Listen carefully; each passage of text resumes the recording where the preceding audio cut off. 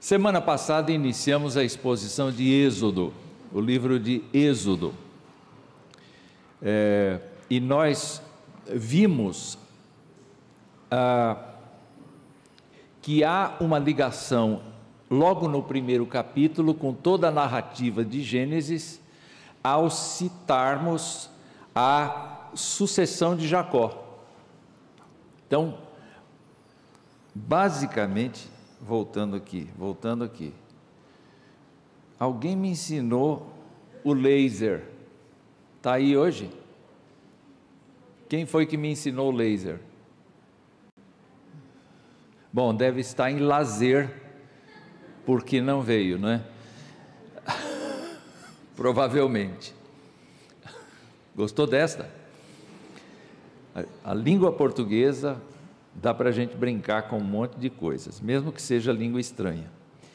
Então nós temos aqui uma linha de ligação, e é claro que nós começamos a perceber no livro de Êxodo esse desenvolvimento da nação de Israel. Então, de família livre, com cerca de 70 pessoas, nós estamos falando de um povo escravo com 600 mil homens.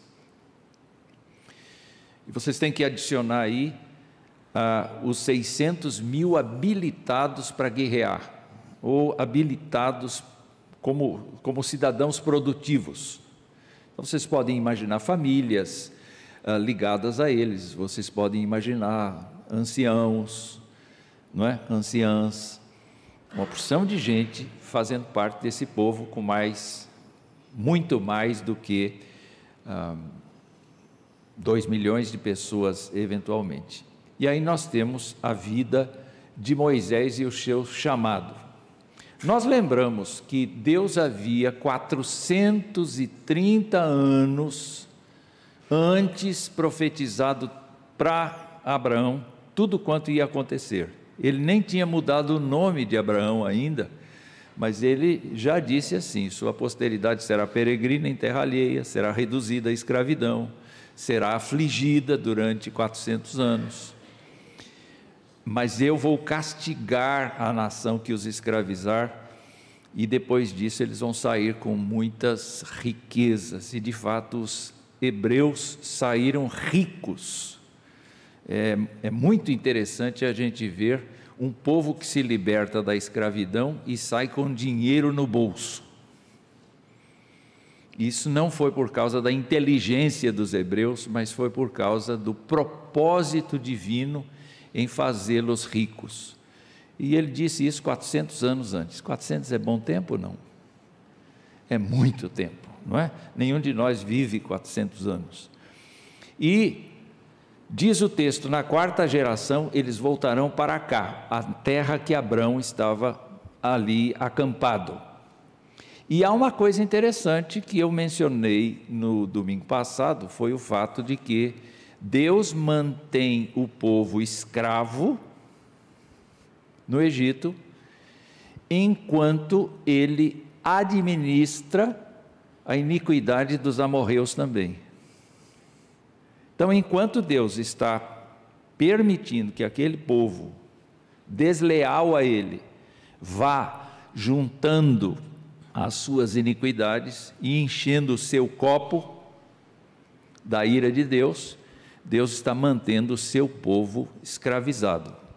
Quando estas duas coisas se encaixam dentro da história, Deus intervém. Deus intervém. É magnífico a gente pensar nisso.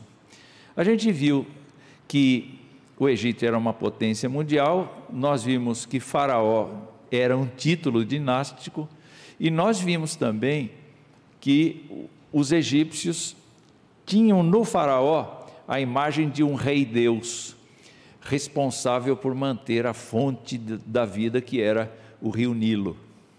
Toda a esperança do povo egípcio estava depositado na figura do Faraó. E Deus então vai desmontando cada uma das divindades do Egito por meio das 10 pragas que ele administra. Então não era um problema com o homem faraó, mas era era mostrar para toda a terra do Egito que a confiança do povo era uma confiança infundada, porque ele não tinha poder de segurar nada.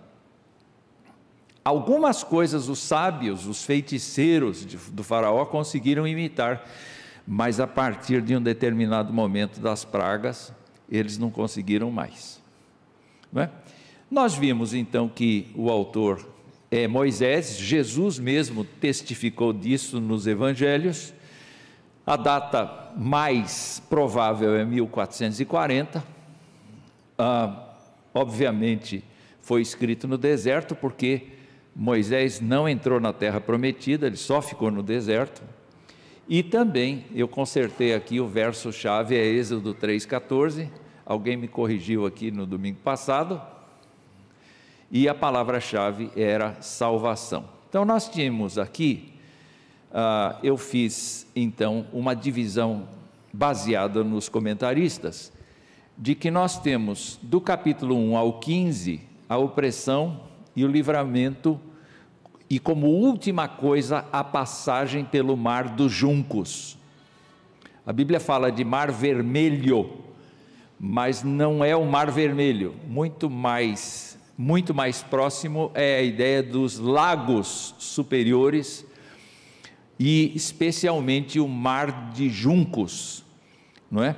Que eventualmente houve uma construção ou uma transcrição encaminhando para o Mar Vermelho, mas foi mais ao norte que Israel passou pelo mar. E isto tem um significado muito profundo, porque simboliza uma passagem pelo batismo. Em outras palavras, é como se Israel tivesse sido batizado no deserto, de maneira integral. Todas as pessoas teriam passado por esse processo de batismo.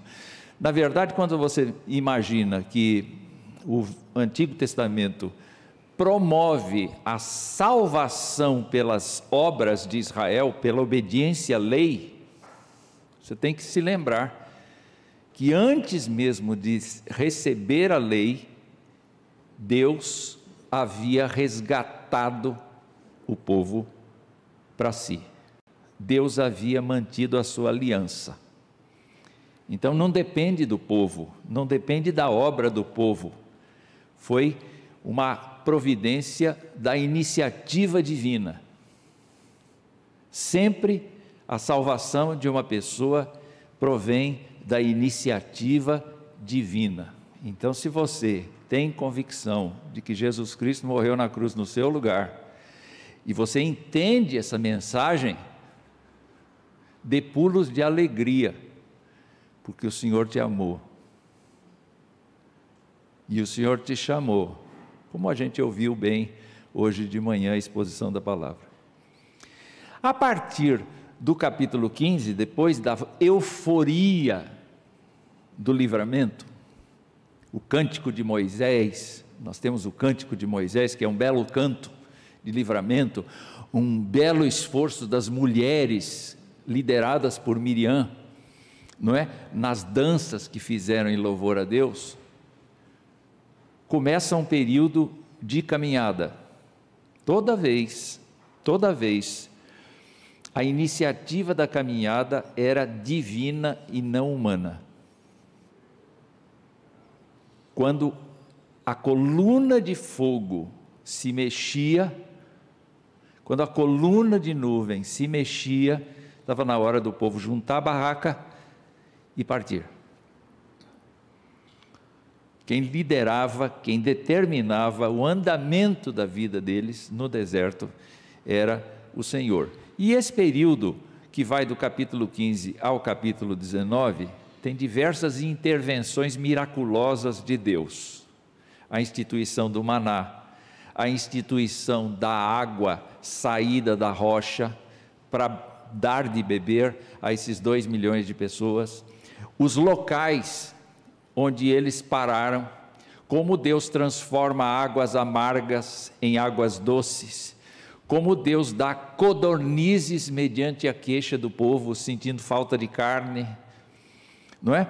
Como Deus combate a ansiedade do povo. É uma saga muito interessante que tem demonstrações do poder miraculoso de Deus, mas ao mesmo tempo tem a reclamação do povo, a insegurança do povo, a insensatez do povo. Êxodo não esconde que o povo não estava encaixado, preparado para viver uma vida agora aos pés de Deus, não é? Isso traz muita familiaridade para a gente, exatamente pelo fato de que nós também enfrentamos sérios obstáculos para ser crentes. Ser crente não é fácil como as pessoas imaginam que seja. Ontem, na minha palestra aqui aos homens, eu comecei dizendo do fato de que a gente torcer por um time de futebol, porque eram homens, né? Mas tem mulheres que torcem por time de futebol também. Só se justifica ser torcedor de futebol se a gente for sócio do clube, não é? Então, não, eu torço pelo time tal, eu não vou citar nenhum aqui, porque eu vou ofender crentes aqui, achando que é da minha preferência e não é. Então, não, eu torço por aquele time de futebol.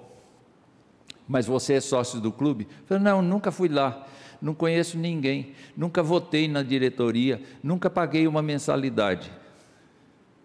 Mas eu torço por eles. Toda vez que sai uma notícia, eu fico vibrando quando um atleta bom é contratado, eu fico encantado com os jogos, com as jogadas deles, tal, etc. Mas você é sócio do clube? Não. Você vota nos conselheiros? Não. Eu não tenho nada a ver com o clube, ninguém me conhece lá.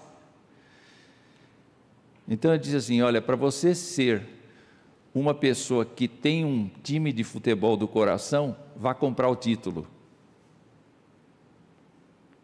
Porque aí você é um torcedor protagonista e não um torcedor admirador. Eu disse assim, no Evangelho a gente não tem torcedores, a gente só tem protagonistas. A gente tem aqueles que foram comprados. Quem vive admirando o Evangelho, quem segue uma igreja, quem segue um rito religioso, mas não se compromete com ele, não tem o título de proprietário, é só um torcedor, não é um protagonista. Pois bem, todos esses israelitas foram convocados para serem protagonistas, porque é justamente nesse povo que a gente vai encontrar, onde é que está a minha Bíblia? Está aqui? Obrigado. Que a gente vai encontrar o propósito de Deus. Abra lá no capítulo 19 de Êxodo, e a gente vai encontrar o compromisso de Deus para com eles. Êxodo 19.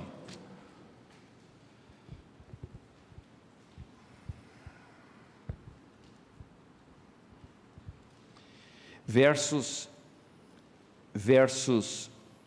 3 até 6. Olha só.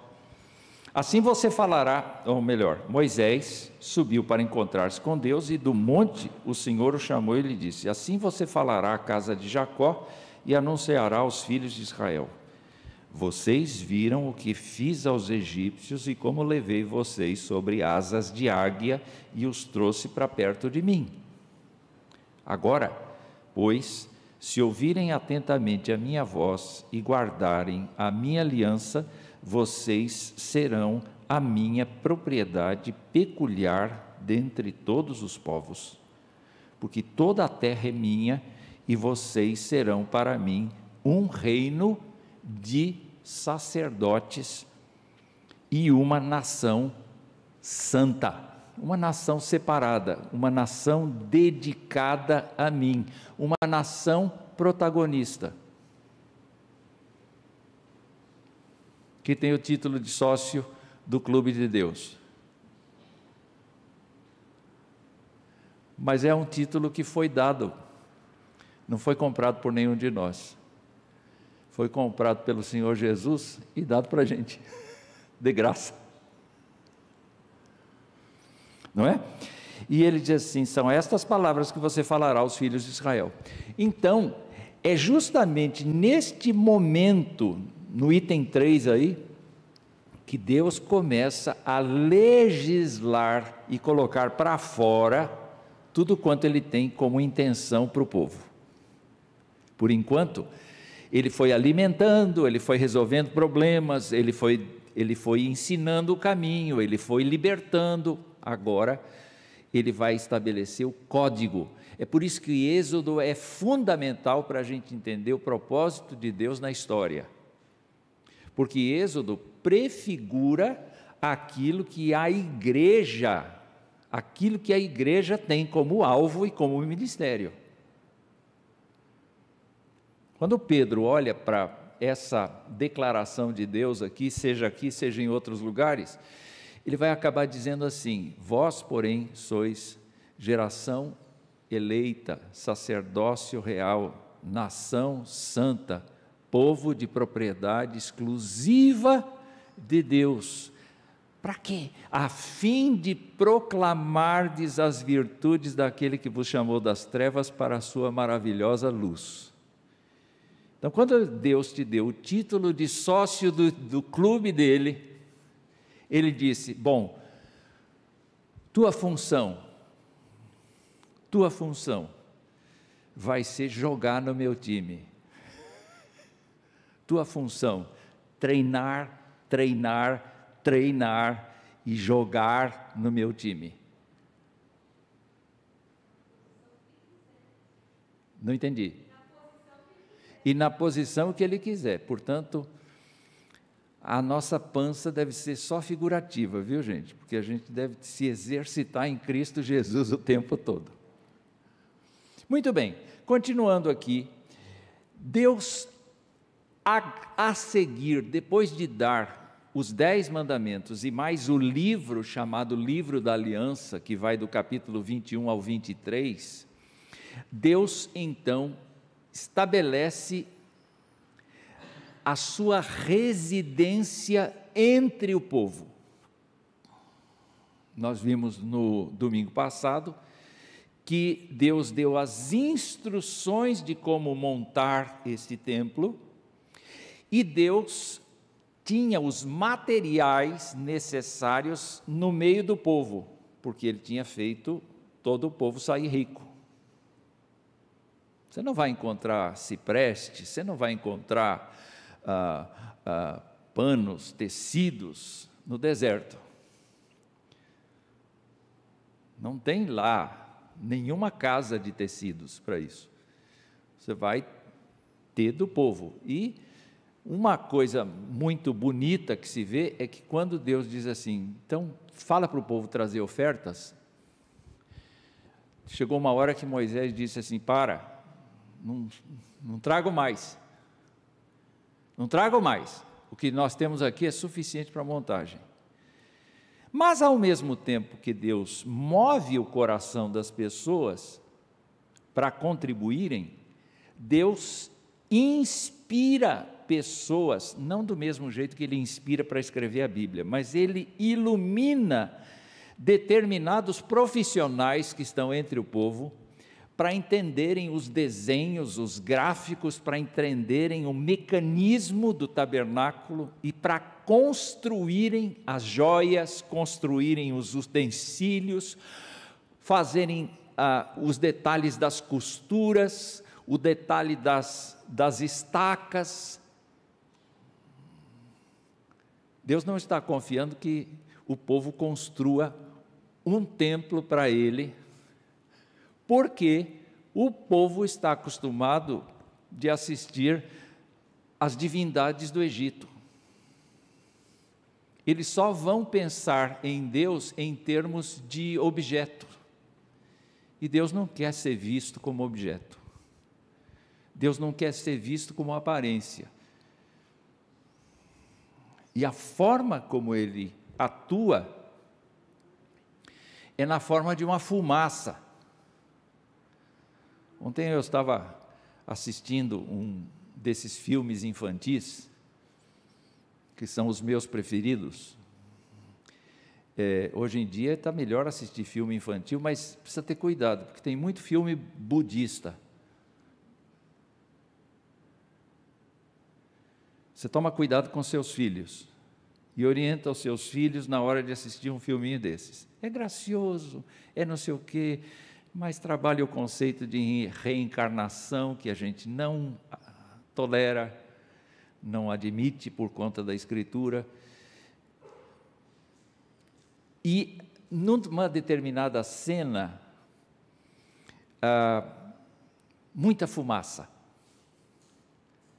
E o personagem principal estava voando.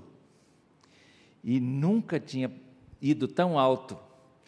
E quando voou em cima daquele Yeti, já estavam adivinhando que filme é, né? A menina passa assim a mão na fumaça, e a fumaça passa pelos dedos dela. A fumaça está ali, ela vê a neblina, mas ela não consegue aprisionar a neblina, ela não consegue segurar a neblina. Aí Esther e eu nos olhamos e disse assim: olha aí, uma manifestação de Deus aí. Como assim? Deus se revelou ao povo como fumaça. Todo mundo sabia que Deus estava lá, porque a fumaça estava lá. Mas ninguém conseguia segurar Deus. Então é muito interessante essa figura, essa metáfora de como Deus se apresenta para o povo. Entretanto, logo depois que você assiste essa instrução toda, esse cuidado todo, esse detalhe todo de Deus, o livro nos mostra que o povo estava reclamando da ausência de Moisés. Onde que está esse homem? Faz 40 dias que ele desapareceu, a gente quer cultuar. Tá bom. Então como é que nós vamos cultuar? Eles não tinham ainda uma convicção muito clara das exigências de Deus, porque Deus estava dizendo: você não vai fazer nenhuma expressão minha, mas Ele estava dizendo para Moisés lá no monte. O povo estava acostumado com coisas concretas. É como hoje.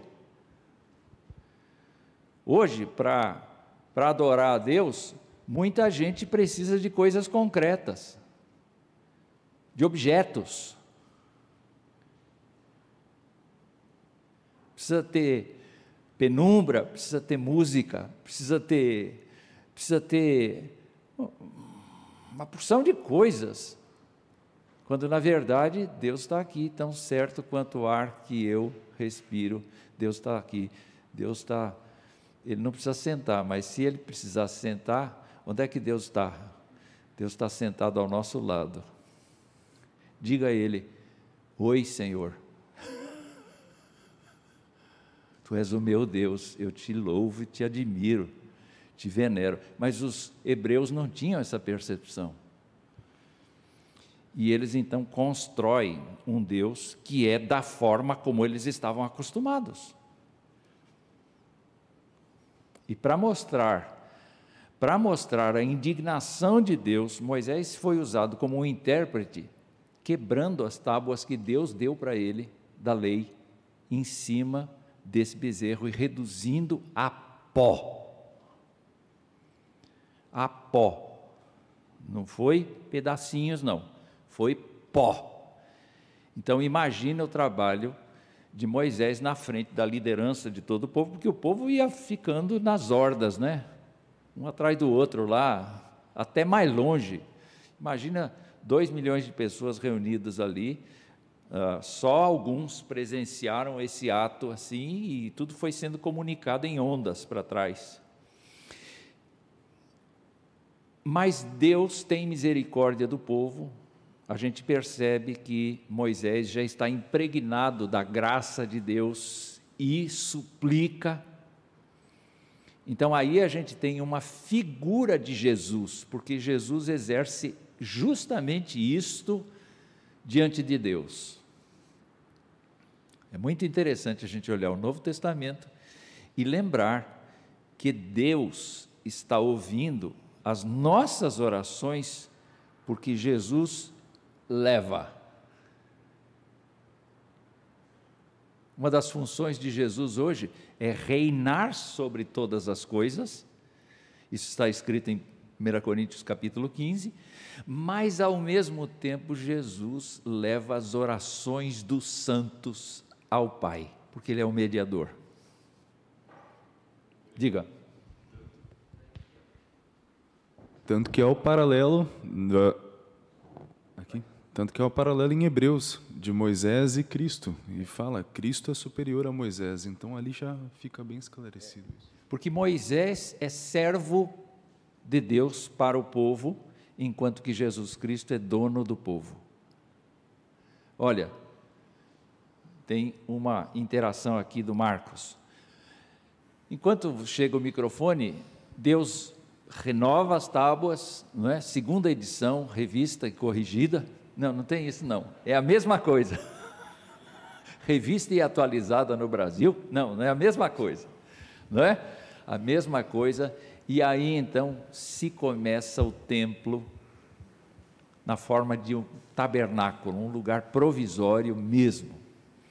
Eu tenho até uma imagem aqui, uma figura que pode nos ajudar. Vamos lá. Eu tenho que falar tudo isso ainda, gente. Dá para ver?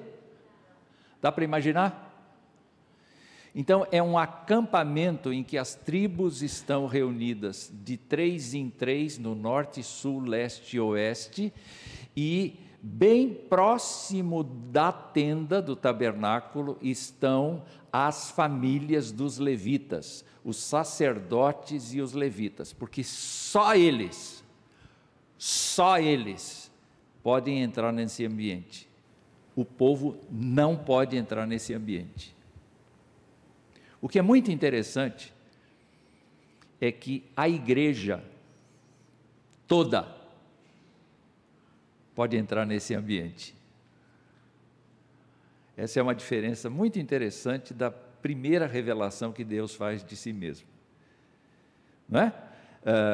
Nós temos agora acesso ao Santo dos Santos, ao santo lugar, ao Santo dos Santos. Nós temos acesso a qualquer parte da presença de Deus por meio de Jesus Cristo. Diga, Marcos.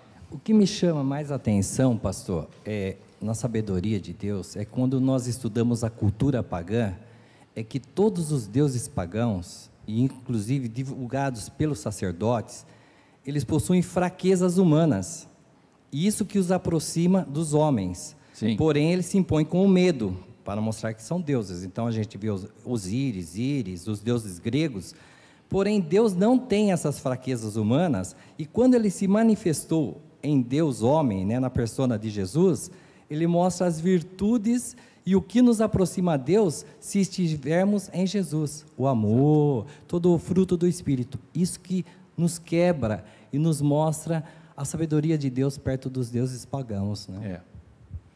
Muito obrigado. Primeira fase do livro, então, mostra que Deus sabe que o povo está sofrendo, mas Deus vai escolher uma pessoa que foi, de certa maneira, habilitada sem saber pelo Senhor. Por quê? Primeiro, foi preservado no seu nascimento, a ordem era: matem todos os meninos. Segundo, ele é criado pela própria mãe, com o conhecimento de que ele é originário do povo de Israel. Mas, ao mesmo tempo, é na primeira infância que a gente tem os valores eternos implantados na criança.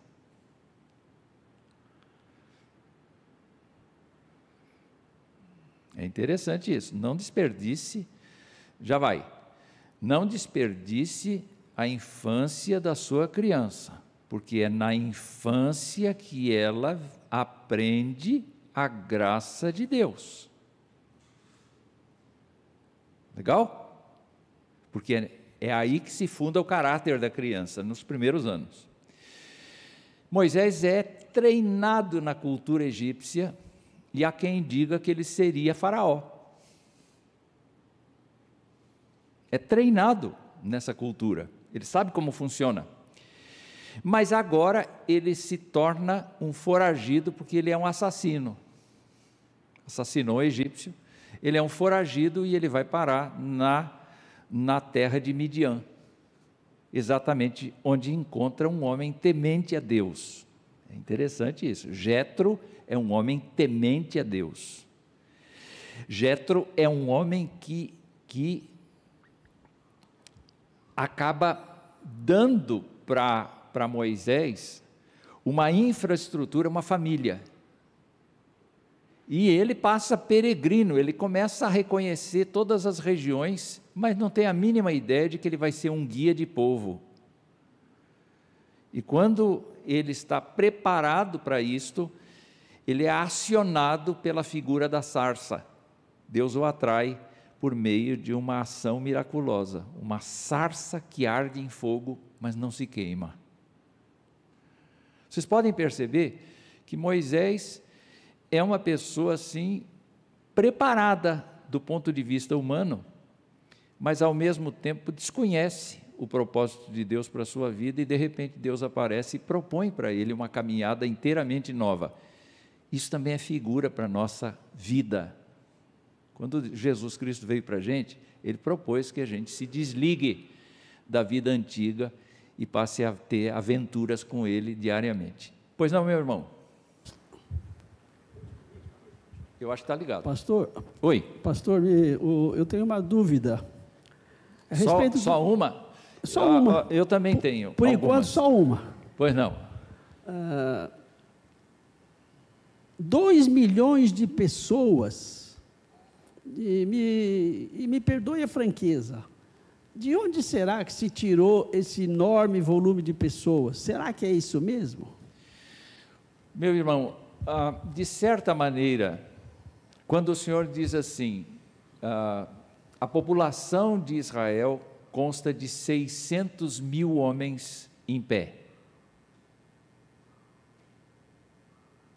O que os estudiosos entendem? Eles entendem que por trás desse homem, eventualmente, existe a mãe, o pai, existe a esposa, eventualmente, existe filho, filha. Então o Senhor vai agregando. Bom, vamos pensar na sua família. O Senhor é pai? Quantos carregam o seu nome? Eu preciso de ajuda. Quantos? Eu não conheço.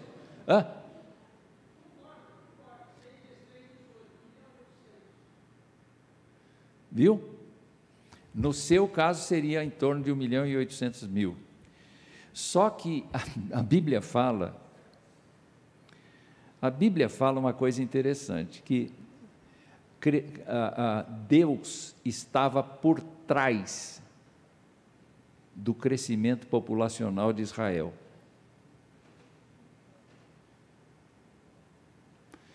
E houve até um lance com as parteiras, porque o faraó chamou as parteiras hebreias e disse assim, vocês vão para os partos e vão fazer o seguinte, se for menina, mantenha viva, se for menino, mate.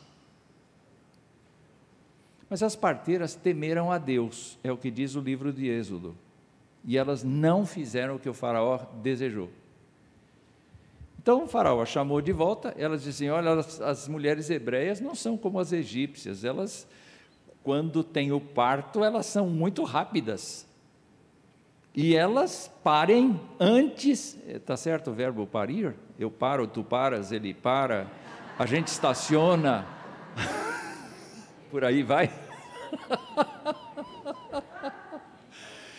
quando elas dão à luz, é antes da gente chegar. Então é muito interessante ver que até o próprio Deus disse assim, por conta da obediência das parteiras, Ele deu a elas família. Então, os estudiosos chegam a esses números pensando nessas possibilidades. Era muita gente, com certeza. Bom, nós percebemos pela primeira fase no Egito, então, que Deus age por conta da aliança que fez, e nós percebemos que Deus vai trabalhar o Egito, porque ele prometeu a Abrão que faria isso. Eu vou castigar a nação que os tornou escravos, mas vai castigar assim, eu vou lutar de Deus para Deus, eu vou desbaratar a crença em Deus, é isso que eu vou fazer. Deus ama egípcios? Claro que ama, sempre amou. Ele ama todas as etnias, povos, línguas e nações, e de todas elas Ele tira os seus. A gente não pode duvidar disso. Mas Deus disciplina o Egito da seguinte maneira, Ele vai endurecendo o Faraó, e Ele vai fazendo com que Faraó seja cada vez mais difícil de tratar, para que os homens digam assim, é impossível. Aí ele vem e diz assim, não, comigo tudo é possível. E ele vai desfazendo as obras de Faraó. Paulo, quando escreve sobre Faraó, diz que Deus endureceu o coração de Faraó para mostrar nele o poder que ele tem.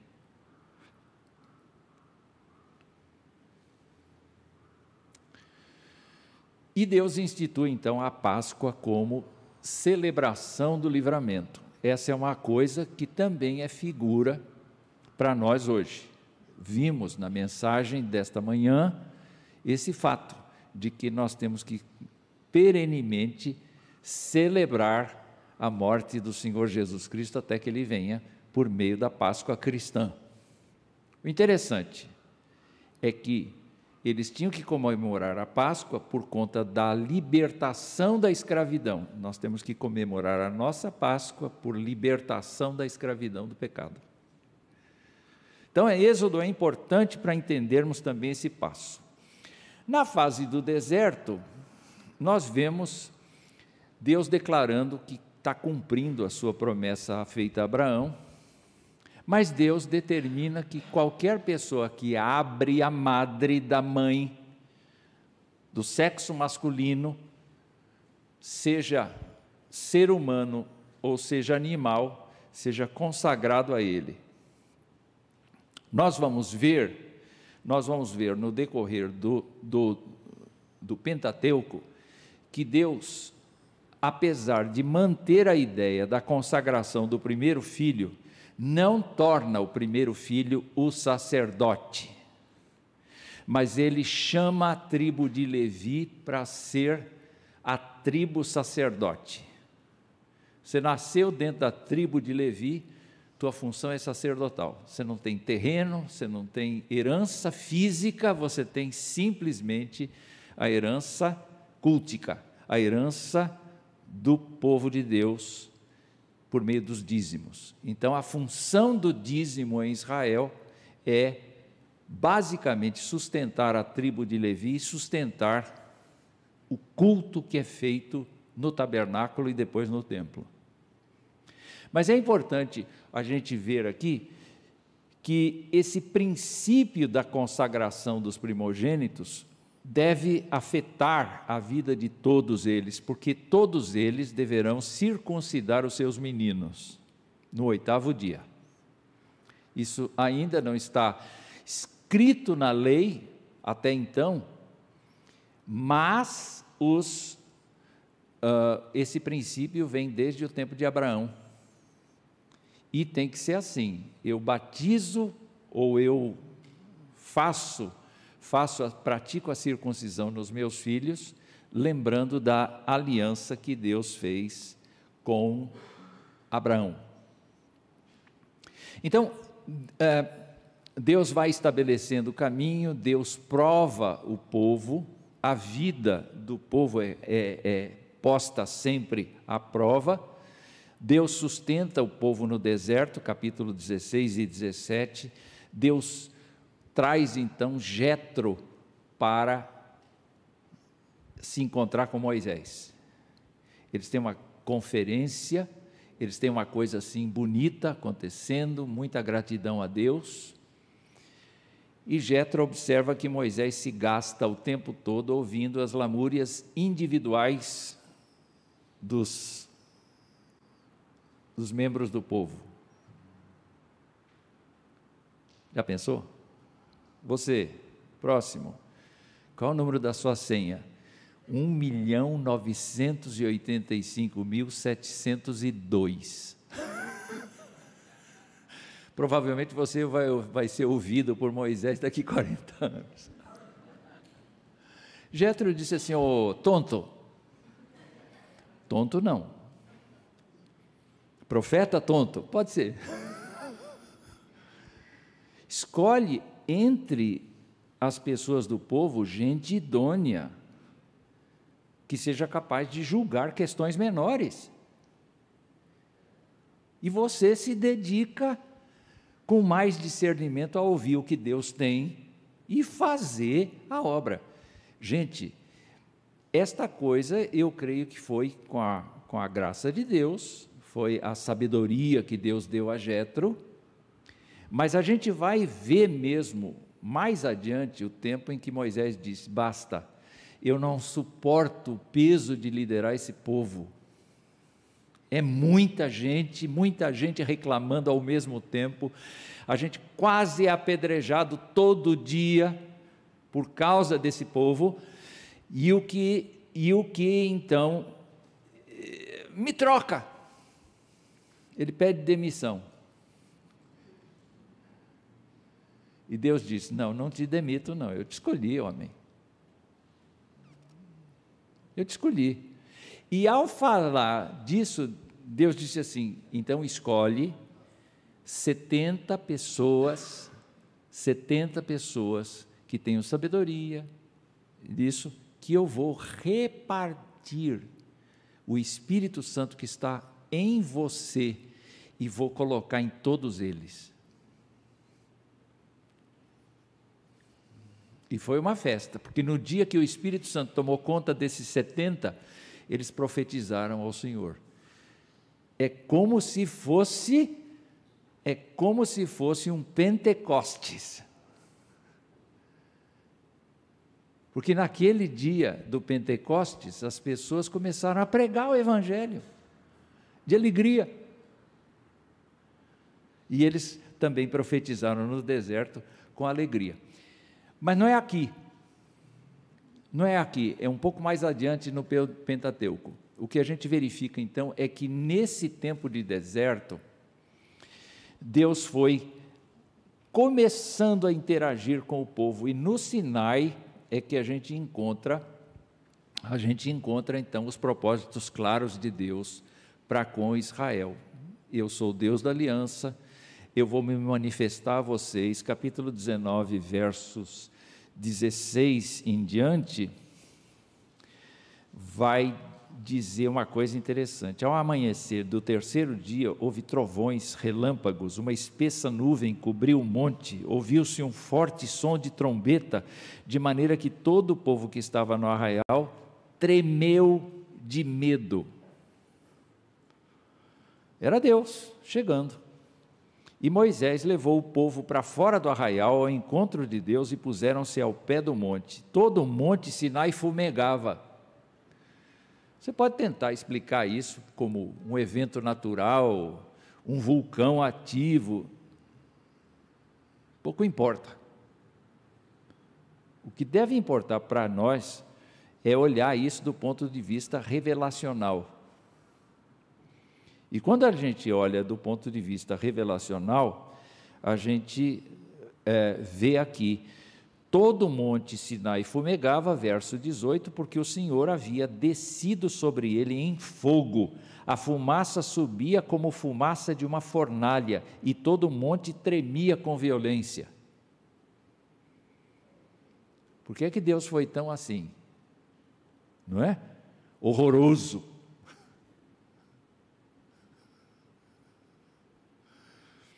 Ou não? Eu teria paura. Eu teria paura. O que está acontecendo, gente? E o som da trombeta ia aumentando cada vez mais. Moisés falava e Deus lhe respondia no trovão. O Senhor desceu sobre o monte Sinai, sobre o alto do monte. O Senhor chamou Moisés para o alto do monte, e Moisés foi até lá. E o Senhor disse a Moisés: desça e avise ao povo que não ultrapasse o limite até o Senhor para vê-lo, para evitar que muitos deles sejam mortos. Também os sacerdotes que se aproximam do Senhor devem se consagrar para que o Senhor não se volte contra eles. Vocês estão vendo com que Deus a gente lida? Ele é grandioso.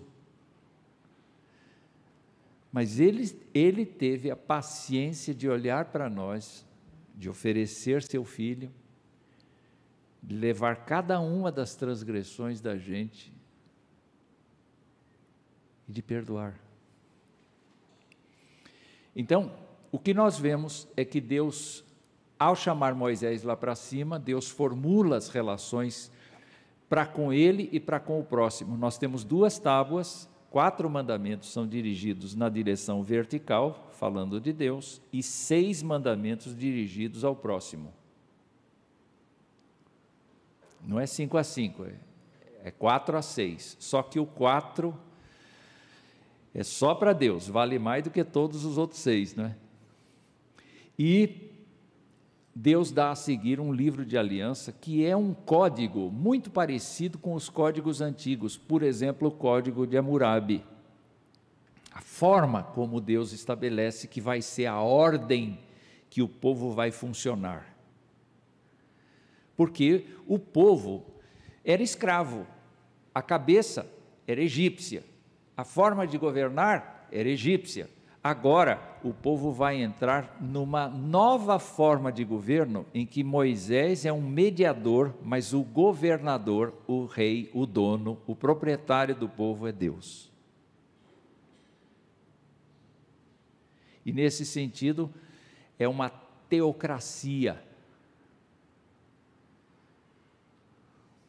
E eu queria chamar a sua atenção para isto, para o fato de que quando a gente entra para o reino do Senhor, a gente passa a ser governado por um regime teocrático. Essa é a diferença. A gente habita num país que se pressupõe democrático como forma de governo, mas nós, apesar de vivermos num regime democrático civil, do ponto de vista da nossa existência, nós somos teocráticos. Porque é Deus quem governa a gente, e a gente se pauta pelas leis de Deus e não pelas leis dos homens. Dureza, né? Dureza. Moisés é apresentado e fortalecido pelo Senhor como servo mediador, e ele, simbolicamente, é aquele que vai então aspergir sangue sobre o altar, sobre as coisas sagradas.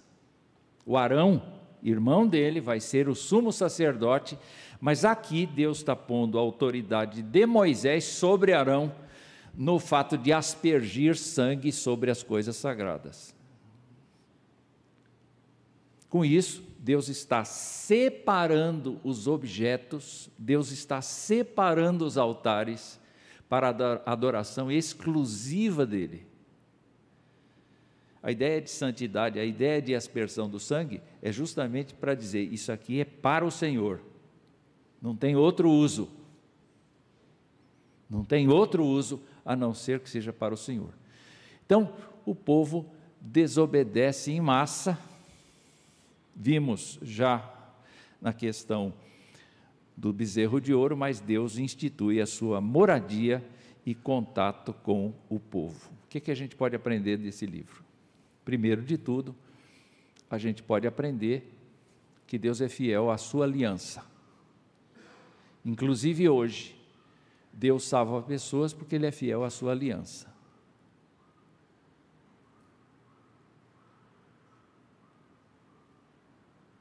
É para eu parar? Não é para eu parar. E Deus é o resgatador de Israel. Deus é resgatador de qualquer pessoa a quem Ele queira resgatar. Segunda coisa é que o cuidado de Deus para com seu povo se mostrou como provedor tanto das necessidades espirituais quanto das necessidades físicas. Ou seja, Deus demonstrou que tinha poder de sustentar fisicamente as pessoas, mas que tinha com elas um ministério diferente para elas passarem a viver. E elas passaram a ter um Deus que não tem limitações, passaram a ver Deus que tem exigências. Como nós vimos na mensagem de hoje, Deus é misericordioso, mas é juiz justo. Não deixa passar nada. Terceira coisa é que Deus exige exclusividade cultica. Não se admite que o ser humano, resgatado por Ele, adore qualquer coisa ou qualquer divindade que crie. Porque as divindades que existem são criadas pelo ser humano. Diferentemente de Deus, Ele se apresenta a nós por meio das Escrituras.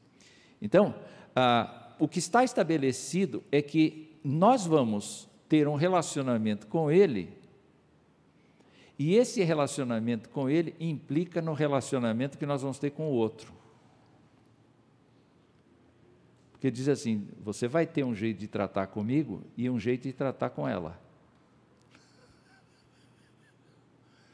E eu quero que vocês vivam nessa forma, porque é assim que eu entendo que a vida de vocês deve seguir. Então não importa se eu quero dar um jeitinho, Deus não dá jeitinho, Deus vai ficar firme na legislação que Ele estabeleceu. A outra coisa é que Deus, ao mesmo tempo que é transcendente, é glorioso, Ele realiza feitos impossíveis ao ser humano, todavia Ele habita entre nós. Uma passagem de Isaías que cativa o meu coração é essa. Assim diz o alto, sublime, que habita num alto e sublime trono, e que habita também com o abatido e contrito de espírito, para vivificar o espírito dos abatidos. É glorioso saber que Deus não pode ser contestado, Deus sabe tudo, Deus é eterno. Entretanto, Ele cavou no nosso coração um lugar para Ele estar. Não é? É maravilhoso isso. E a última coisa, a misericórdia e a justiça de Deus são instrumentos constantes de sua ação junto aos seus filhos. Em outras palavras, Deus está sempre com o seu povo. Sempre, sempre, sempre. Mesmo quando o seu povo não se lembra dele. Tá? Bom, agora entra a segunda parte. Vocês me dão mais 5 minutos? Amém ou misericórdia? Ótimo, que bom. Quando você olha para Jesus, Ele é o Deus encarnado. Como é que Ele vai reagir diante da lei? Ele disse, eu não vim para revogar a lei, mas eu vim para cumprir. Então, uma sugestão que eu recebi, foi justamente a sugestão de ver qual ponto Jesus toca quando fala da lei de Deus. Então eu vou pedir um favor para vocês, tá bom? Só vou pedir esse favor. Essa turma de cá lê a lei de Deus. Não, essa turma de cá lê a lei de Deus. Lei de Deus. Essa turma de cá lê ensino de Jesus. Dá para ler? Então vamos lá. 1, 2, 3, já. Eu sou o Senhor, seu Deus.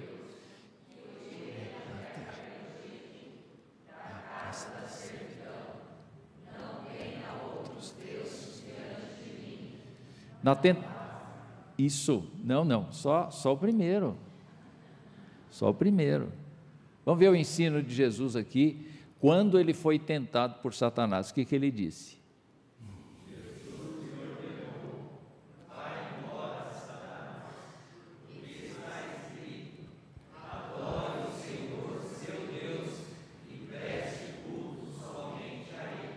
Jesus confirma ou não? Confirma o mandamento. Segundo mandamento, vamos lá. Não faça para você imagem de escultura, nem semelhança alguma do que há no céu, na terra, nem nas águas debaixo da terra. Quando Jesus se encontrou com a mulher samaritana, ela perguntou: onde é que a gente adora a Deus? Onde é que a gente adora a Deus? Aqui ou em Jerusalém? O que Jesus respondeu? Deus é Espírito, e é necessário que os seus adoradores o adorem em espírito e em verdade. Ele confirmou ou não? Ele confirmou. Vamos para o terceiro mandamento. Não tome o nome do Senhor, seu Deus, em vão. O que é que Jesus ensinou?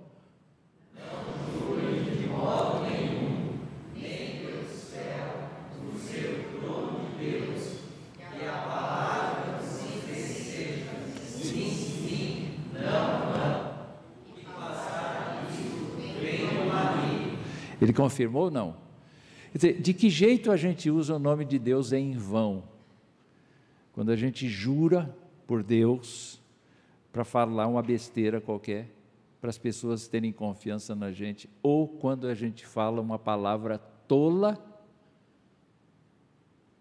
como se Deus tivesse por trás dela. E o que Jesus disse, não, é sim, sim, não. Não jurem, porque vocês não são proprietários disso. Não jurem. Agora, é claro que a gente tem que jurar a bandeira, tem que jurar no serviço militar, tem que jurar que vai casar no Senhor, tem que jurar uma opção de juramentos aqui, mas não é esse que está se referindo aqui. Quarto mandamento.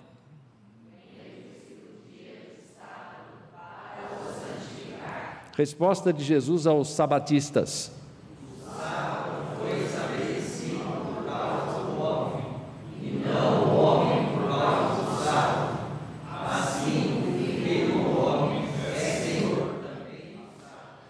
Eu queria só tocar um ponto aqui. Sábado significa descanso.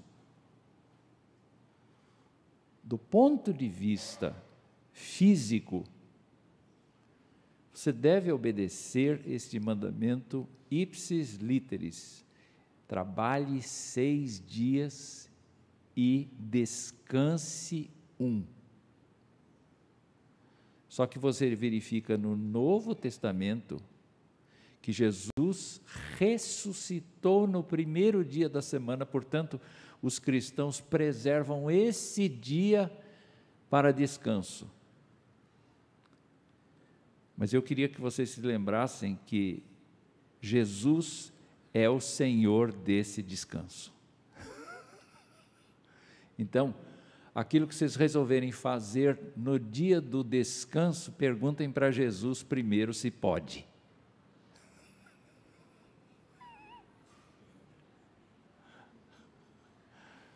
Senhor, hoje é teu dia.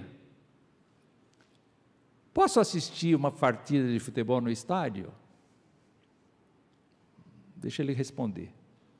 Senhor, hoje é teu dia. Posso me divertir com os amigos? Pergunta para ele.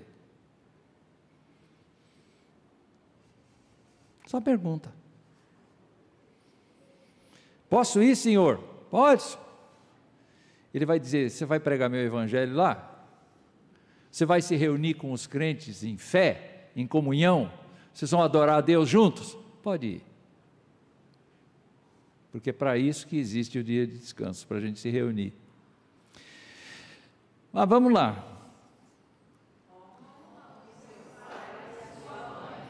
Mais uma vez, vai. Muito bem. O que Jesus...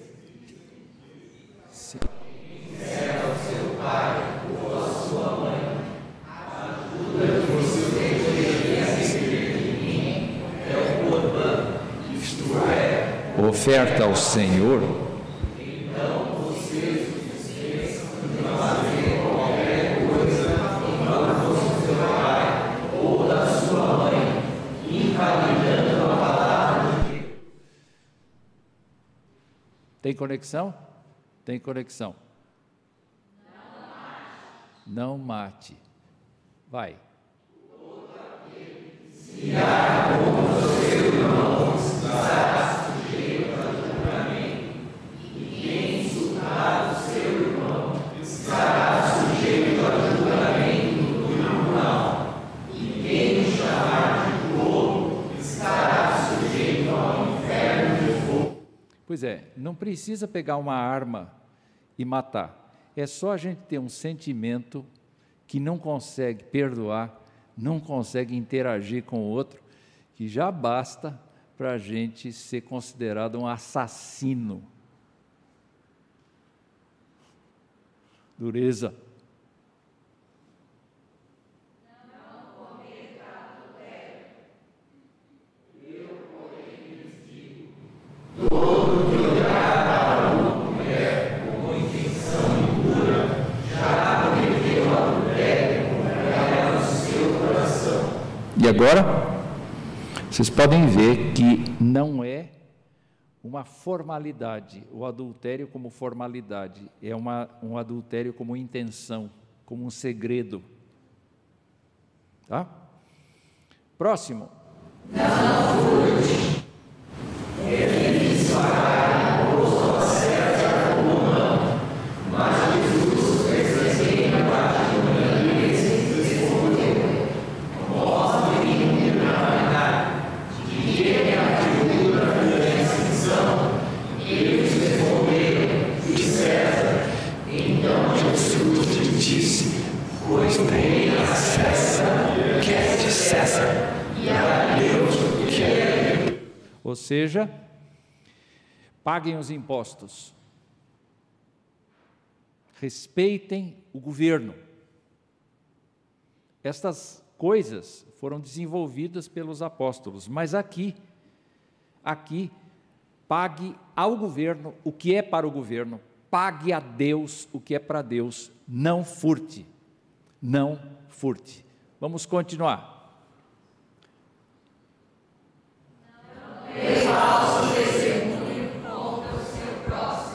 O que diz lá?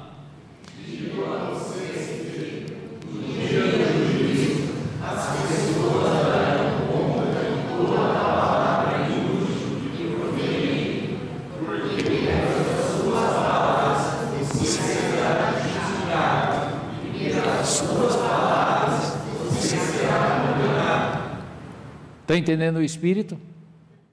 Combina? Combina. O último mandamento, vai lá. Não cobice a casa do seu próximo, nem coisa alguma que pertença ao seu próximo. Resposta aqui. Então lhes recomendou: tenham cuidado e não se deixem de dominar por qualquer tipo de avareza, porque a vida de uma pessoa não consiste na mudança de bens. Muito bem. Senhor, nós queremos que o Senhor me ajude aqui a repartir a herança com meu irmão. Ele pegou tudo para ele, eu fiquei sem nada, eu quero que o Senhor me defenda. Disse assim: olha, a vida de um ser humano não consiste nos bens que ele tem.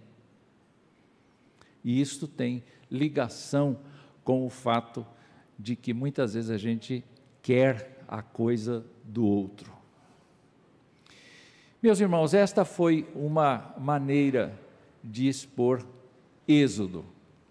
Eu espero que os irmãos tenham aproveitado para tirar suas conclusões a respeito do livro, mas, acima de tudo, é importante ler o livro. Ler o livro e perceber a boa mão de Deus em toda parte, não é?